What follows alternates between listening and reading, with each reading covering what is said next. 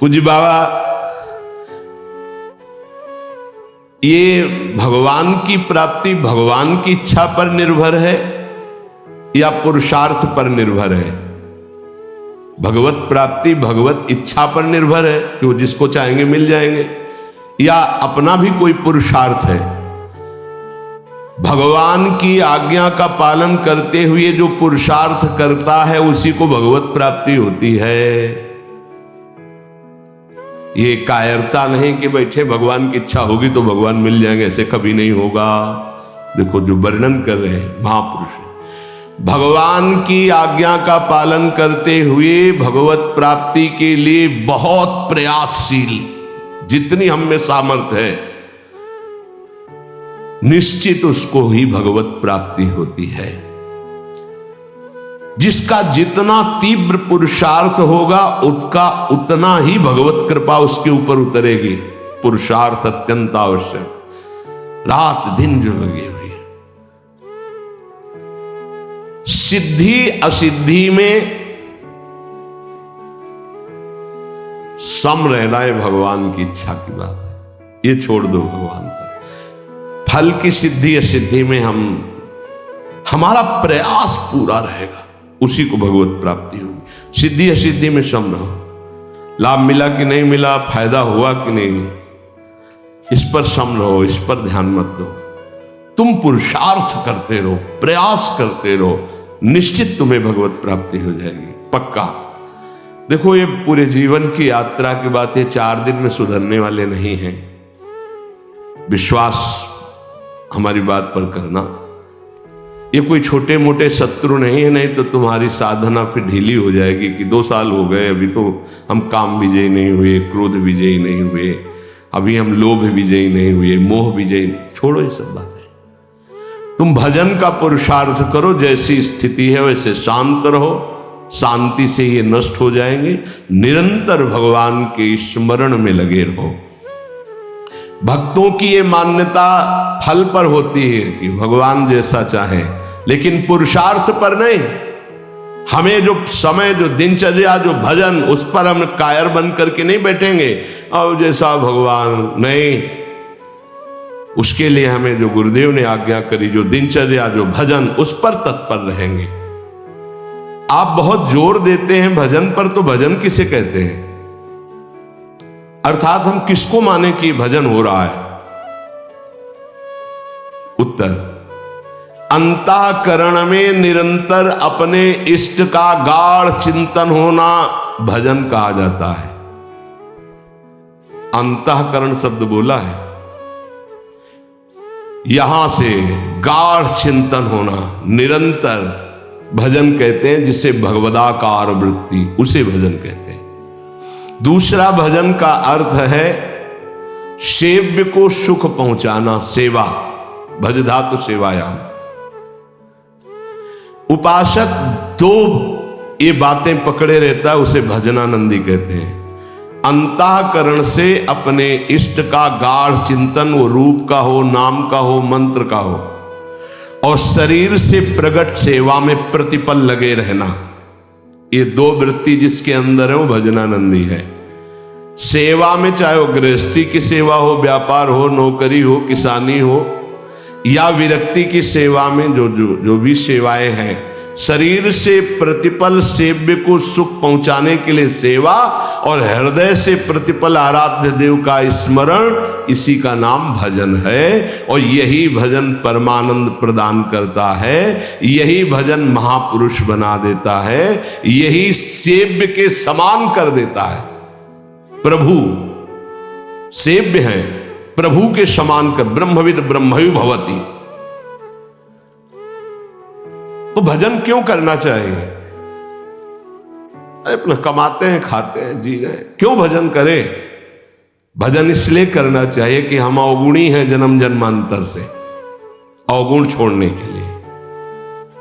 हमारे अंदर बड़ी नीच वासनाएं हैं, उन वासनाओं का नाश करने के लिए। हम बड़े हीन विचार वाले हैं, उन विचारों का नाश करने के लिए। हमें हर तरफ से दुख ने घेर रखा है, उस दुख का नाश करने के लिए, जन्म मरण से छूटने के लिए, ये हमें भजन करना है। हम जिसका भजन करते हैं उसके सारे सद्गुण हमारे अंदर आ जाते हैं। अतः हमें नाशवान वस्तु व्यक्ति का भजन नहीं करना, अविनाशी का भजन करना है। वो है श्री भगवान। भजन करने से सबसे बड़े भगवान है तो सबसे बड़ा बन जाता है। ये दीनहीन विचार, ये दुख, ये दुविधा, ये संशय, दरिद्रता, जन्म मरण, ये सब कूड़ा करकट खत्म हो जाता है। इसलिए भजन करना अत्यंत आवश्यक है। भजन करना अत्यंत आवश्यक है। इससे विशेष लाभ क्या होता है? भजन से विशेष लाभ यह होता है कि जहां से हम बिछुरे थे वहीं हम पहुंच जाते हैं। कहां से बिछुरे हैं? प्रभु से। ममैवांशो, कितना गलत हो गया है। भगवान ऐसा लगता कोई और है और संसार लगता ये मेरे, और वो के ममैवांशो, वो मेरे पिता है, मेरे स्वामी, मेरे प्रीतम, मेरे सब कुछ, और उनको मैं भूल गया। ये बात जानने के लिए जब हम भजन करते हैं तो हमारे हृदय में आ जाता है कि हमारे प्रभु हैं। फिर जो सुख प्राप्त होता है वो कभी किसी लोक और भोग में नहीं प्राप्त हो सकता। प्रेम स्वरूप हमारे इष्ट है तो हमारा प्रेम स्वरूप जागृत हो जाता है। भजन का लाभ है भगवान से बिछुड़े थे भगवान से मिल जाना। अगर भजन ना करे तो, पहले कहा भजन क्यों करना चाहिए, अब कह रहे अगर भजन ना करे तो, अगर भजन नहीं करोगे तो विषय फंसा लेंगे, काम क्रोध लोभ मोह मद, और तुम्हारी दुर्गति कर देंगे। ये क्षण भंगुर विषयों का चिंतन होगा, क्षण भंगुर विषयों का भोग होगा, तो तुम्हें एक क्षण भी सुख का अनुभव नहीं होगा, दुख ही दुख तुम्हें घेर लेगा। अतः निरंतर भजन करने के लिए इसीलिए कहा जाता है कि कोई विषय चिंतन न बने, कोई विषय क्रिया ना हो, कोई विषय हमें दुख में फंसा ना पावे। सबसे बड़ा लाभ निरंतर भजन है। भजन करने का अधिकारी कौन है? बहुत बड़े ज्ञानी प्रश्नकर्ता श्री अखंडानंद सरस्वती जी। भजन करने का अधिकारी कौन है बाबा? सब भजन करने के अधिकार, सबका अधिकार है भजन करने। बाल बच्चा कोई भी, पुरुष नपुंसक नारी वा जीव चराचर कोय, सर्व भाव भज कपट तज मोहि परम प्रिय सोय। बाबा ये भजन करने वालों में भी पाप कर्म देखे जाते हैं, ये क्यों नहीं छूटते हैं? भजन तो सब पापों का नाश कर देता है, फिर भजन करने वालों से पाप कर्म क्यों नहीं छूटते? क्योंकि वो सही भजन नहीं करते। बहुत ध्यान से समझना। वो विषय चिंतन करते हैं, विषय भोग करते हैं, उस समय भजन छोड़ देते हैं, जिससे पाप बनता है, भजन में अरुचि होती है। हम इसीलिए तो कह रहे हैं निरंतर भजन करो, विषय चिंतन मत करो। जो भजन भी करता है और विषय चिंतन और विषय भोग भी करता है, उसको जन्म जन्मांतर लग जाएंगे, बाबा कह रहे हैं।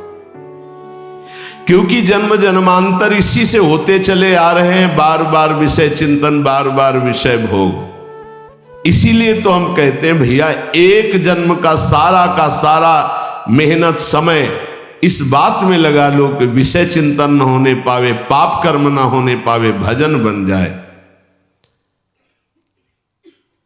हम अगर एक जन्म प्रभु को दे देते तो अनंत जन्मों की बिगड़ी बन जाती, तो घाटा थोड़ी है, लाभ ही लाभ है। जितना समय भजन नहीं करेंगे उतना समय मन विषय चिंतन करेगा और आपके द्वारा पाप कर्म हो ही जाएगा। पाप कर्म होगा तो सबसे पहले गुरु में अश्रद्धा होगी, फिर इष्ट भजन में अरुचि होगी। ये उसका लक्ष्य। कहीं भी अपराध करो, वो पहले आपके गुरु संबंध को तोड़ेगा, तभी तुम्हारे ऊपर प्रहार कर सकता है। नहीं, गुरु कृपा पात्र पर प्रहार नहीं कर सकती माया। पहला कार्य करेगी, गुरु संबंध छुड़वाएगी, इष्ट चिंतन छुड़वाएगी। इसलिए हम कहते हैं जितना जितना समय तुम विषय चिंतन में देते हो, अगर वो भी भजन में दे दो तो पाप छूट जाएंगे, नहीं तो पाप कर्म होते रहेंगे, भजन का अनुभव नहीं होगा।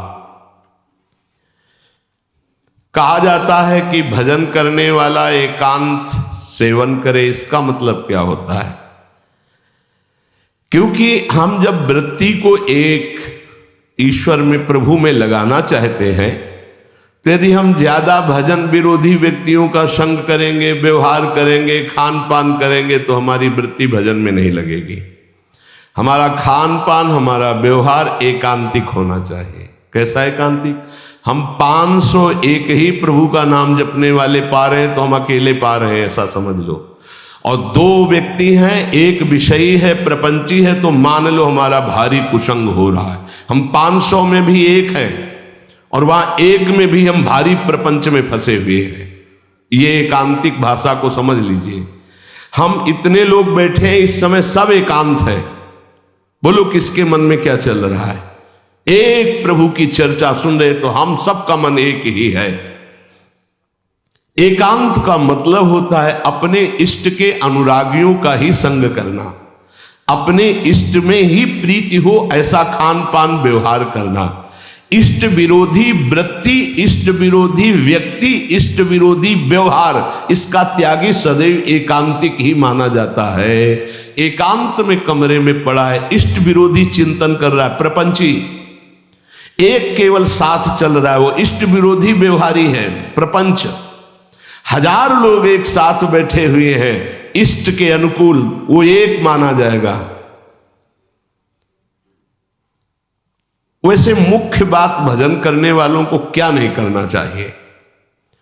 तो मुख्य बात है प्रवृत्ति में रहने वाले लोगों का संग नहीं करना चाहिए। प्रवृत्ति विषय भोगों में। पूज्य स्वामी जी ने पूछा भजन करने वाले को मुख्य सावधानी क्या रखनी चाहिए? तो बोले मुख्य सावधानी है कि प्रवृत्ति में रहने वालों का संग नहीं करना चाहिए भजनानंदी को। क्यों? एक प्रवृत्ति देखी मैथुन धर्म की सौभरी जी ने, तो 50 ब्याह किए। तब उन्होंने श्लोक लिखा, संगम त्यजेत मिथुन व्रतिनाम मुमुक्षु सर्वात्मना न विसजेत बहिरिंद्रियाणि। ऐ मुमुक्षु, संसार से मुक्त होने वाले साधक, ये जो मैथुन प्रवृत्ति में युक्त जन है, इनका संग भूल के भी मत करना। उनमें परमाणु है ऐसे, वो तुम्हारे को विचलित कर देंगे, तुम्हारे भजन को छीन लेंगे, तुम्हारा भजन का मार्ग अवरुद्ध हो जाएगा। संगम त्यजेत मिथुन व्रति नाम, यही बाबा ने बताया। भजन करने वालों को विशेष त्याग की बात क्या है? क्या ऐसा है जो उनको बिल्कुल नहीं करना चाहिए? तो बोले जो प्रवृत्ति में, संसार के भोगों में है, निवृत्ति मार्ग के उपासक, भगवत प्राप्ति के मार्ग के उपासक, उनका संग नहीं करना, उनके साथ चलना, उनसे संभाषण करना। ऐसा अगर भगवत चर्चा जनित प्रश्न है, आप उत्तर देने की क्षमता रखते हैं, इसके बाद राग नहीं करेंगे। क्षमता का मतलब समझते हो? जैसे मैं आपसे संभाषण किया, अब आपकी याद नहीं आनी चाहिए संभाषण हटने के बाद। अगर आपकी छवि आई हमारे दिमाग में, आपका चिंतन हुआ, तो इसका मतलब आप अभी अधिकारी नहीं हैं। लाखों से संभाषण हो लेकिन सब में राधा वल्लभ लाल की ही स्मृति रहे, राधा वल्लभ लाल एकांतिक में ध्यान में रहने चाहिए, एक भी छवि बाहरी नहीं आनी चाहिए, तब वो अधिकार प्राप्त होता है समाज सेवा का उपासक को।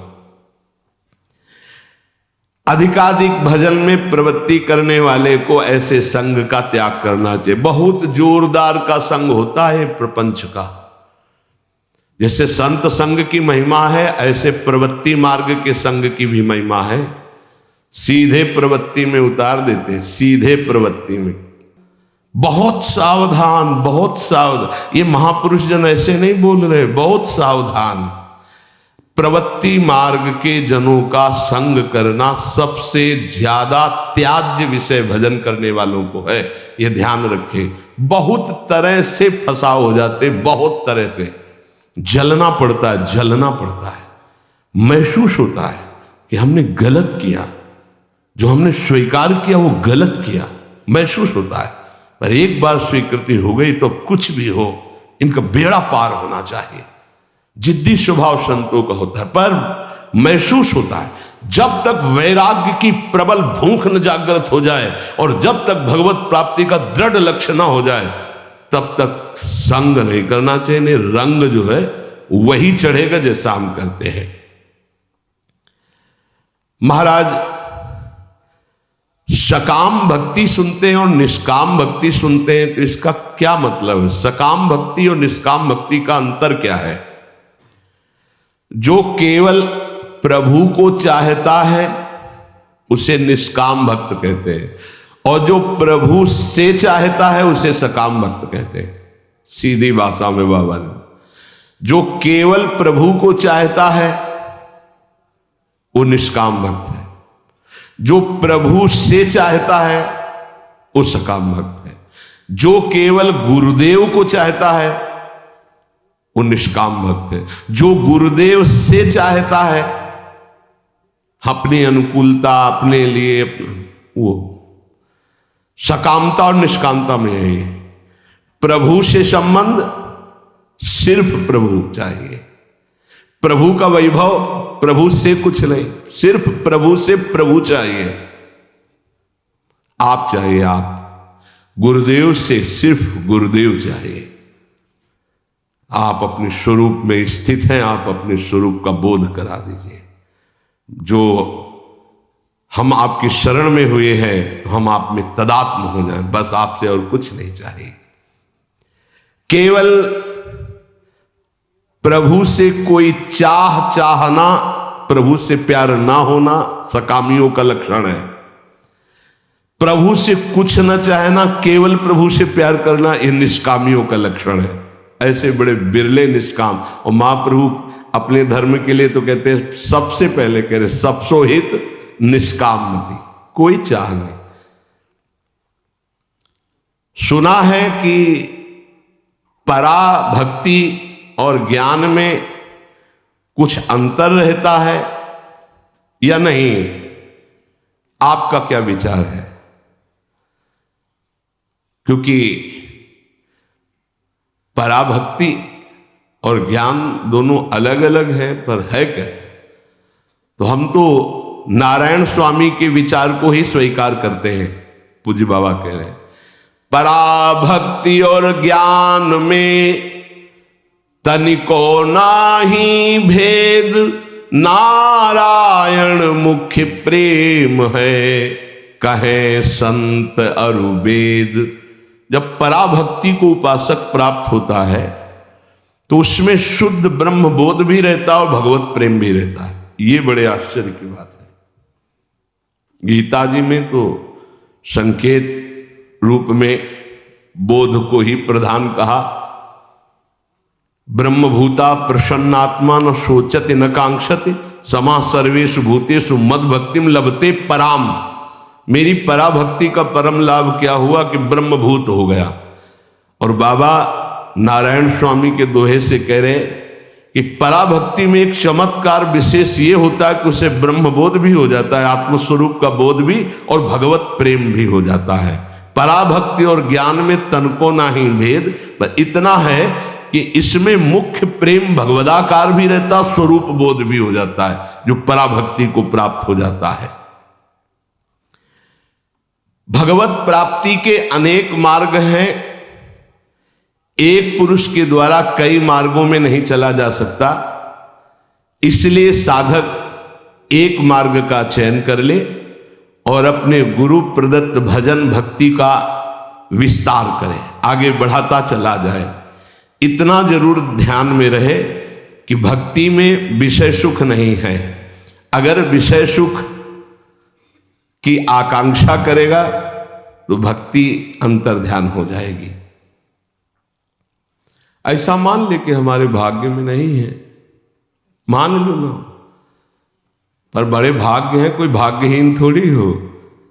ये जो विषय सुख है ये तो पापियों को भी प्राप्त है। सुत दारा धन लक्ष्मी पापियों के घर होए, संत समागम हरि कथा तुलसी दुर्लभ। तो तुम्हारा दुर्भाग्य नहीं है, तुम उससे हंसने के लिए तैयार हो रहे हो, उसके साथ खेलने के लिए तैयार हो रहे हो, जो बड़े बड़े मुनियों के भी ध्यान में नहीं आते। तुम्हारे भाग्य से नहीं है। ध्यान मुनि मन ध्यान धरत, थोड़ा अपने लक्ष्य की तरफ। और जब निकस कुंज ठाढ़े भय और भुजा परस्परंस, जब इनको तुम देखोगे तब कैसा होगा? आनंद समुद्र प्रिया प्रीतम। उपासक विषय सुख भक्ति में बहुत बाधक है। जिसको भक्ति की सिद्धि करनी है, प्रेम प्राप्त करना है, तो विषय सुख से बचना चाहिए। मन में लागी चटपटी, कब निरखूं घनश्याम, तो नारायण भूल्यो सभी खान पान विश्राम। ये दोहा एक संत भगवान थे, गंगा के किनारे मिले थे, ये बार बार कहते थे, जो बड़ी मस्ती में गाते थे। मन में लागी चटपटी, कब निरखूं घनश्याम, नारायण भूल्यो सभी खान पान विश्राम। विषय सुख भक्ति में नहीं, ब्रह्मादि के भोग सब विषम लागता ही, नारायण ब्रज चंद की लगन लगी है जाही। जब विषय सुख का सेवन साधक करने लगता है तो प्रभु का चिंतन छूटने लगता है, प्रभु में सुख नहीं लगता है। ये सबसे बड़ी कमी की बात। अगर आपको भजन करते प्रभु में सुख नहीं लग रहा तो आप कहीं विषय सुख ले रहे हैं।